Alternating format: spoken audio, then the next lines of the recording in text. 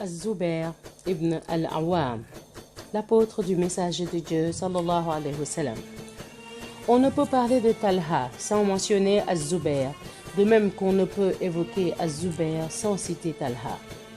Il en est ainsi car lorsque le messager de Dieu, alayhi salatu wa sallam, fraternisa entre ses compagnons à la Mecque avant l'hégire, il fraternisa entre Talha et Az-Zubair. On peut ajouter à cela le fait que le prophète alayhi salatu wa sallam les évoquait souvent ensemble, comme lorsqu'il dit un jour « Talha et Az-Zubair sont mes voisins au paradis ». Par ailleurs, ils avaient tous les deux eu lien de parenté avec le messager de Dieu sallallahu alayhi wa sallam. En effet, Talha avait Moura ibn Ka'b comme ascendant commun avec le messager de Dieu alayhi salatu wa sallam, alors qu'Az-Zubair avait Qusay ibn Kilab. Pour ce qui est d'Az-Zubair, on peut ajouter que sa mère Safiya était la tante paternelle du prophète sallallahu alayhi wa sallam. La vie et le destin de Talha et d'Az-Zubair étaient presque semblables. Ils étaient identiques dans leur éducation, dans leur richesse, dans leur générosité, dans leur religiosité ainsi que dans leur courage. Ils faisaient même tous deux partie de la première génération de croyants ainsi que des 10 compagnons auxquels le messager de Dieu alayhi salatu wa salam avait annoncé le paradis. Sous le calife de Omar, ils seront désignés par le calife afin qu'ils fassent partie des 6 compagnons devant élire le nouveau prince des croyants. Le destin voudra qu'ils aient tous les deux une fin identique. Az-Zubair fait partie des 7 premiers convertis à l'islam.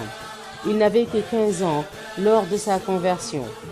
Il avait donc très tôt goûté à la guidée, la lumière et tout le bien apporté par la nouvelle religion. Depuis son plus jeune âge, Az-Zubair était aussi connu pour sa bravoure et pour être un excellent cavalier. Les historiens rapportent qu'il sera le premier musulman à dégainer son sabre sur la voie de Dieu. On rapporte qu'au début de l'avènement de l'islam, alors que les musulmans se rencontraient secrètement chez Al-Arqam, une rumeur commença à circuler à la Mecque selon laquelle le messager de Dieu sallallahu alayhi wa sallam avait été assassiné. Az-Zubair prit alors son épée et décida d'aller s'assurer de la véracité de cette rumeur. Si les faits s'avéraient réels, il irait massacrer les Qurayshites, à moins d'être tué avant. Sur le chemin, il croisa le messager de Dieu, sallallahu alayhi wa sallam, qui lui demanda ce qui lui était arrivé. Il lui parla alors de la rumeur et de ses intentions. Le prophète, sallallahu alayhi wa sallam, pria alors Dieu pour lui, invoqua le bien en sa faveur, ainsi que le triomphe lors du combat. Malgré sa noblesse et son rang social, Az-Zubair souffrira de la persécution et l'oppression exercée par les Qurayshites contre les musulmans.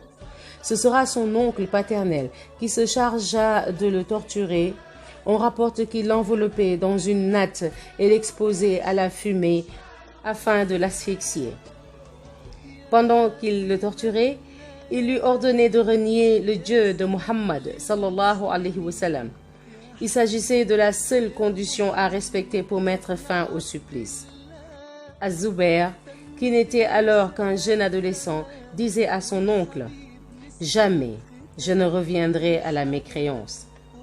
Quelque temps plus tard, Az-Zubair émigrera en Éthiopie. Il reviendra ensuite à Médine et prendra part à toutes les batailles. Les cicatrices que portait le corps d'Az-Zubair étaient nombreuses. Ces traces de blessures qu'il arborait comme des médailles témoignaient de son passé glorieux et de ses actes de bravoure.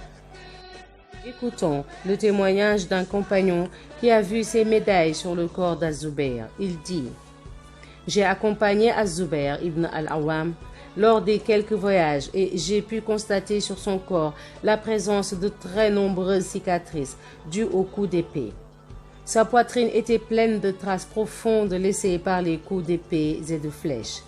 Je lui dis alors, par Dieu, j'ai vu sur ton corps ce que je n'ai vu sur aucun autre corps. Il me répondit, par Dieu, Ces traces proviennent toutes des combats sur la voie de Dieu auxquels j'ai pris part aux côtés du messager de Dieu, sallallahu ta'ala alayhi wa sallam.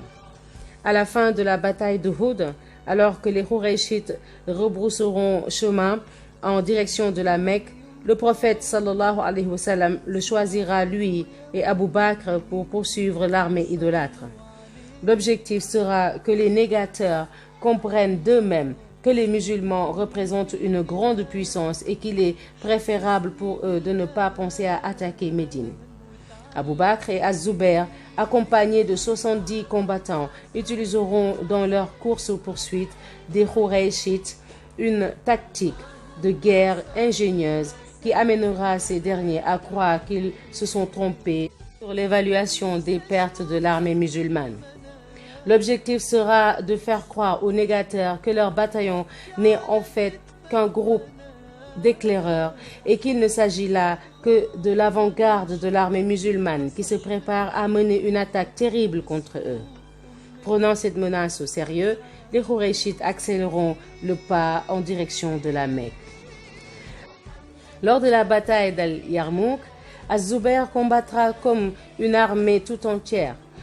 Lorsqu'il verra les hommes sous son commandement se replier sous le poids de la poussée de la colossale armée byzantine, il s'écriera « Dieu est le plus grand » avant de se lancer seul dans la fournaise au milieu de la marée humaine. Il frappera l'ennemi de son épée en rentrant dans la mêlée, puis en sortira triomphant tout en continuant à frapper les combattants byzantins. Que Dieu soit satisfait de lui. Az-Zubair désirait ardemment tomber en martyr dans le sentier de Dieu.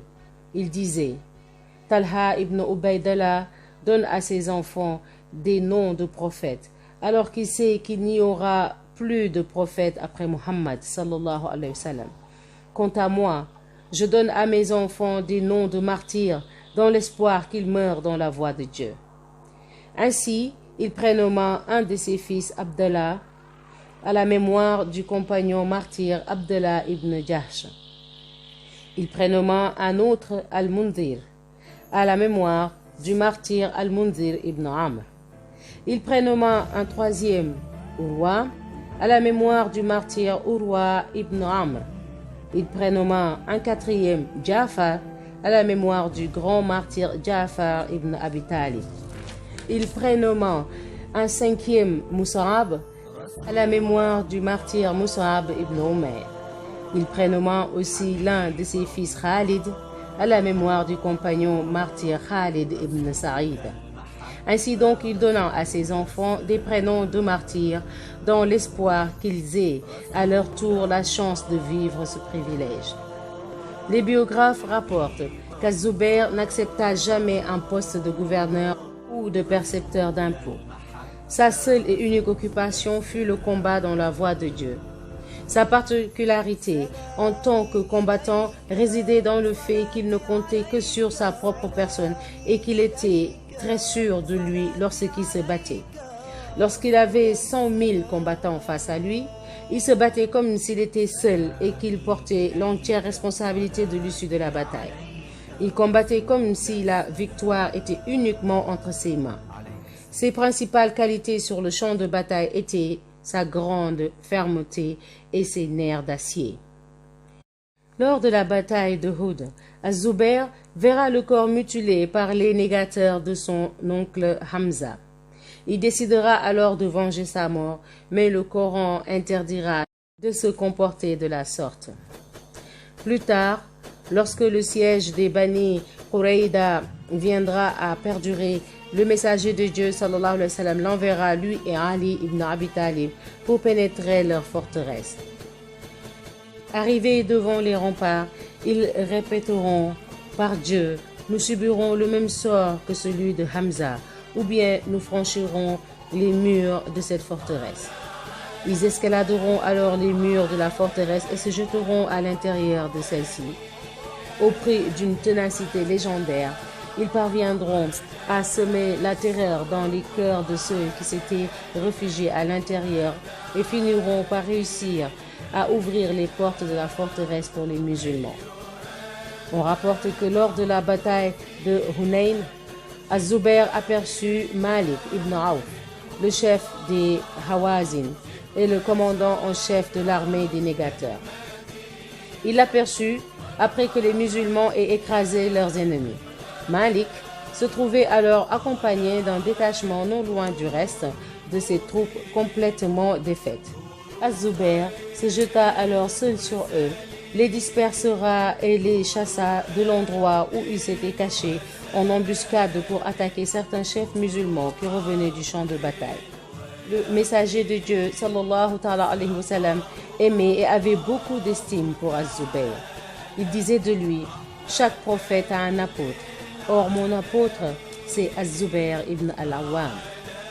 Notre compagnon n'était pas simplement le fils de la tante du prophète, sallallahu alayhi wa sallam, l'époux d'Asma bint Abi Bakr, mais aussi et surtout un homme fidèle à ses engagements, fort, courageux et généreux, qui avait vendu sa personne et ses biens en échange du paradis à Dieu, le Seigneur de l'univers. Az-Zubair fut un homme de grande qualité. Il se distingua toutefois par son courage et sa générosité. Il était certes riche et avait réussi dans le commerce, mais il dépensait tout pour la cause de l'islam au point qu'il mourut en laissant derrière lui des dettes. Sa générosité, son courage et son sacrifice trouvaient leur source dans la confiance en Dieu. On rapporte qu'au moment de son agonie, il ordonnera à son fils Abdallah de payer sa dette en lui disant « Si tu n'y arrives pas, alors demande assistance auprès de mon maître. » Ne comprenant pas ses propos, Abdallah lui demandera « Mais de quel maître parles-tu » Il répondra « Dieu, quel excellent maître et protecteur !»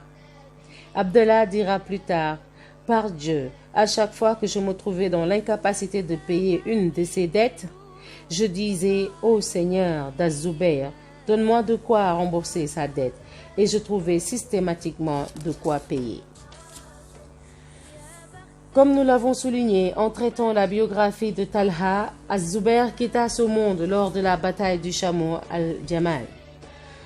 En entendant la vérité prononcée par Ali, il se retira de la bataille, mais l'un de ceux qui voulaient que les troubles continuent le suivit et le poignarda lâchement alors qu'il était en train d'accomplir la prière. L'assassin se rendit ensuite précipitamment chez Ali pour l'informer de son crime, pensant qu'il lui apportait une bonne nouvelle. L'assassin souhaita même montrer l'épée d'Az-Zubair qui s'était ensuite accaparée. En apprenant que l'assassin d'Az-Zubair demandait la permission de le rencontrer, Ali dit en criant à l'un de ses gardes « Informe donc l'assassin d'Ibn Safiya qu'il ira en enfer. » Plus tard, lorsqu'on lui apporta le sabre d'Az-Zubair, l'imam Ali l'embrassa en pleurant et dit « Une épée avec laquelle son propriétaire a souvent repoussé les angoisses du messager de Dieu, sallallahu ta'ala alayhi wa sallam. » Y a-t-il mieux que les mots de l'imam Ali pour conclure la biographie d'Az-Zubair?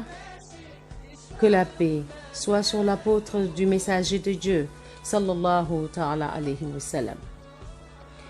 La prochaine lecture se fera sur le récit de Khubayb ibn Adi, le héros crucifié, Inch'Allah.